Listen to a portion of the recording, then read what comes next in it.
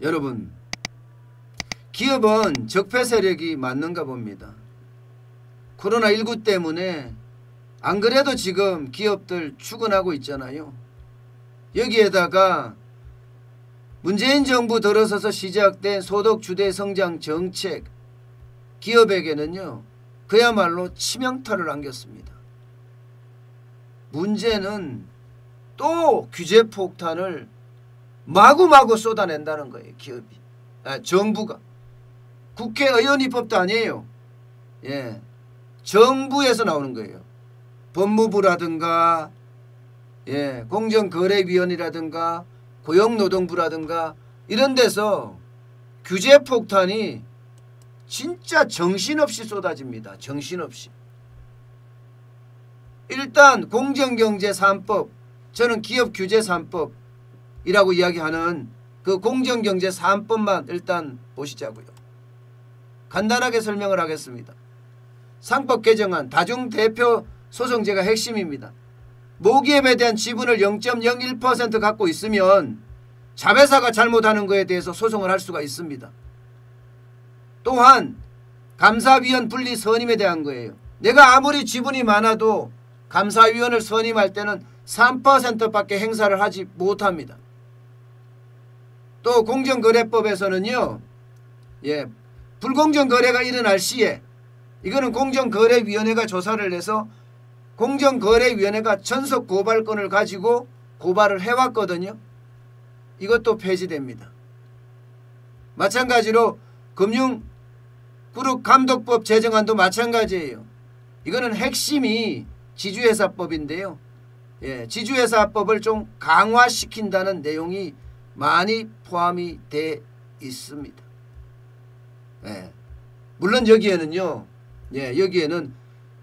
금융그룹감독법에는요, 금융 부분의 자산 5조 이상에 대해서는요, 금융산업에 대한 복합 규제를 하겠다는 게 핵심이고요. 이게 지금 국회에서 지금 통과된다 안 된다 하니까 기업들은 발등에 불이 떨어진 거예요.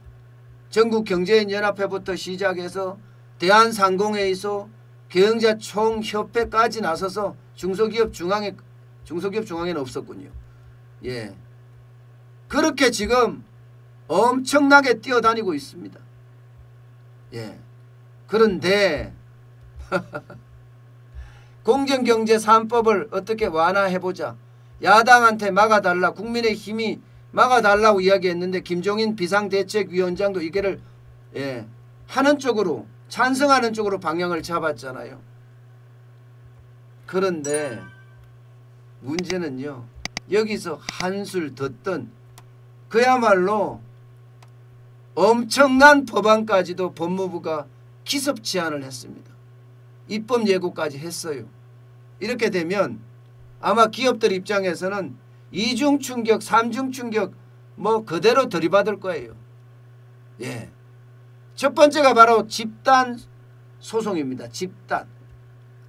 지금까지는요, 집단 소송제가 안 되고 있는 건 아닙니다. 정권 관련 분야에서 집단 소송제가 되고 있었어요. 주가 조작이라든가 허위 공시라든가 이렇게 나왔을 때는 소송을 해서, 이 집단 소송이라는 것은요, 몇몇 사람이 소송을 했는데 거기에 피해본 사람 모두가 다 혜택을 받을 수 있는 거예요. 혜택을 받을 수 있는 겁니다. 무조건 이게 되면 모든 피해자에게 배상을 해야 되는, 특히 50원 이상의 손해배상 청구를 해야 되는 그런 법안이거든요. 이거는요 엄청난 충격이라서 그동안 재계도 그렇고 산업계도 그렇고 반대해 왔던 거예요. 아직은 시기상조다 이런 말까지 있었고요. 여기에다가 말입니다, 한술 더 떠서 징벌적 손해배상제도 도입합니다.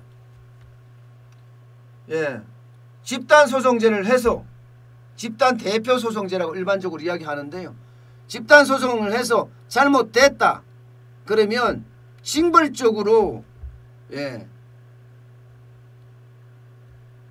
배상을 유도합니다. 적어도 3배에서 5배 한도까지 올렸습니다. 이렇게 되면 기업이 과연 안 그래도 어려운 기업에 이렇게 옥죄고 옥죄는 법률들이 계속 이렇게 가게 되면 과연 기업들이 버텨낼 수 있을까요? 저는 참 기업이 적폐 세력이 맞구나. 저는 이런 생각을 할 수밖에 없어요. 전방위 집단소송제까지 도입하게 되면 기업 입장에서는요. 아마 소송하다가 정신없을 거예요. 소송하다가. 소송하다가 정신없을 거예요. 많은 사람들이 지금 나가서 이야기를 하고 있지만 쉽지 않다는 그런 이야기잖아요. 그러니까 제가 아까 말씀드린 것 중에 중소기업 중앙에도 있었군요. 서병문 수석 부회장이 갔네요. 송경식 경영자총협회 회장, 강호갑 중견기업 회장, 정구용 한국상장사 협의회 회장, 뭐 난리도 아니네요. 야당에 발이 부르터도록 뛰어다니지만 쉽지 않다. 이거 그냥 될 것 같아요. 왜 될 것 같으냐? 지금 거대 야당이잖아요. 176석을 갖고 있으니까 게다가 법무부에서 이렇게 기습 입법을 했어요. 그러면 안 되겠어요? 아마 될 겁니다. 이렇게 되면 저는 기업들한테 도대체 기업의 어떤 비용이 얼마나 더 늘어나야 되느냐, 저는 이렇게까지 이야기할 수 있을 것 같습니다. 아마 여러분도 보셨을 거예요. 이게 소송에 들어가잖아요. 소송에 들어가면 혐의가 입증되지 않더라도요. 이미 소송에 들어가는 순간 그 기업은 망합니다. 그 기업은 망합니다. 그래서 이 소송이 남발됐을 경우에 기업들 입장에서는 굉장히 어려워요. 소위 블랙 컨슈머라고 하는 사람들 있잖아요. 이들이 남발했을 때는요. 기업들이 계속 버텨나가기가 쉽지가 않습니다. 이것만 집중적으로 소송하는 사람들도 있을 거니까 말입니다. 저는 그래서 이 뭐라고 이야기하나 집단소송제 자체 지금까지 제게는 혹을 때려 갔다가 결국 혹을 붙이는 꼴이 됐는데 결국은 이렇게 됐을 경우에 기업의 경쟁력이 계속 살아날 거냐. 저는 이 독점적 재벌이 독점적 지위를 누리는 것은 저는 반대합니다. 저도 불공정 거래 일어나는 거 저도 반대합니다. 어느 누가 있어 독점적 재벌이 독점적 지위를 누리고 불공정 거래를 일삼는데 좋아하는 사람들이 어디 있겠습니까? 그렇지만 이게 경제라는 것은요. 경착륙보다가 연착륙이 굉장히 중요해요. 너무 갑작스럽게 법들이 확확 바뀌게 되면 안 그래도 어려운 경제에 충격을 가할 수가 있거든요. 지금 정부나 여당은 그렇게 생각하는 것 같습니다. 이 기회에 그냥 몽창 다 하자. 지금까지 이야기했던 야당에서 제기가 됐고 야당일 때 만들었던 경제 민주화 법안들 그냥 이 참에 다 해버리자. 그냥 다.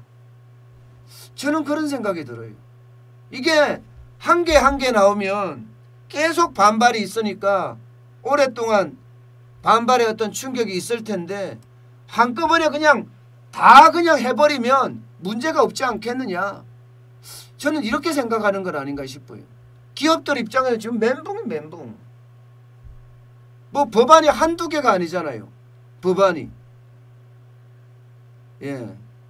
법안만 하더라도 제가 기억하는 것만 하더라도 그 외에도 엄청난 법안이 있는데 제가 기억하는 것만 하더라도요.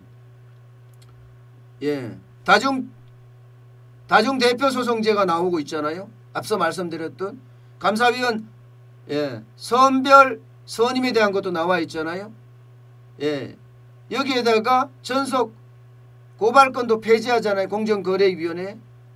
여기에다가 노사관계법 바뀌죠. 예, 해고자도 개별기업 노조에 가입할 수가 있습니다. 여기에다가 집단소송제 오죠. 징벌적 손해배상제 오죠. 뭐 이게 뭐 한두 개가 아니에요. 그동안요. 여기 또 있습니다. 하나 더 있네요. 예, 지주회사법 강화하는 거. 이것까지. 그러면 기업 입장에서는 돈이 얼마나 더 가겠어요. 그래, 반발하려면 반발해라. 예, 너네들은 적폐 세력자니까 지금 한꺼번에 몽창 받아봐라. 그러면서 십자포화를 날리는 것 아니냐. 저는 이런 생각까지 듭니다. 이렇게 했을 때 과연 우리 기업들이 버틸 수가 있을까요? 이게 안 그래도 매출액이 뚝뚝뚝뚝 떨어지고 있는 상태입니다. 예. 이미 소득 주도의 성장에 정책이 실패하는 바람에 기업들은 굉장히 상처를 입었어요. 여기다가 코로나19의 1차 확산, 2차 확산이 되면서 상처에 소금을 뿌린 격이 됐는데 이제는 정부까지 나서서 기업을 뭐 경제민주화라는 미명하에 오중 충격을 주고 있으니 과연 기업들이 버텨낼 수 있을까? 저는 굉장히 의심을 해봅니다. 이게 금방 충격이 오는 게 아니잖아요. 이런 법안이라는 것은 시간을 두고 점차로 지금 이게 다가오는 법안들이거든요. 당장 올해 연말에 나빠진다, 내년 연말에 나빠진다, 이것은 아니지만 결국 이게 시간을 두고 기업을 옥죄하는 법안으로 될 가능성이 굉장히 크다. 저는 그렇게 봅니다. 저도 기업의 어떤 규제법 이거를 보면서요, 규제 혁파에 대한 이야기가 그동안 그렇게 많이 나왔는데 규제 혁파는 고사하고 지금까지 못했던 모든 법이 한꺼번에 입법화되는 그런 사례를 맞고 있네요. 참 어떻게 생각하면 참 안타깝습니다. 참 안타깝습니다. 순간적으로 제가 드는 생각은 참 불쌍한 기업들, 이런 생각밖에 들지 않네요. 네.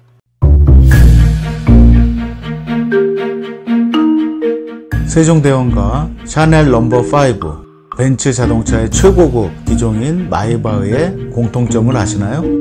바로 침향입니다. 침향이란 동남아시아에서 자생하는 침향나무가 상처를 입었을 때 스스로를 보호하기 위해서 분비시키는 침향나무의 진액입니다. 진침향은 태국산 침향과 러시아산 녹용, 그리고 국산 홍삼, 백봉령, 산수유, 당귀, 숙지향, 꿀로 이루어진 침향환으로 만성 피로나 또 스트레스, 기력이 저하된 직장인분들, 또 수험생들, 연세 드신 어르신분들이 드시면 좋은 환입니다. 진침향, 여러분들께 자신있게 권해드립니다.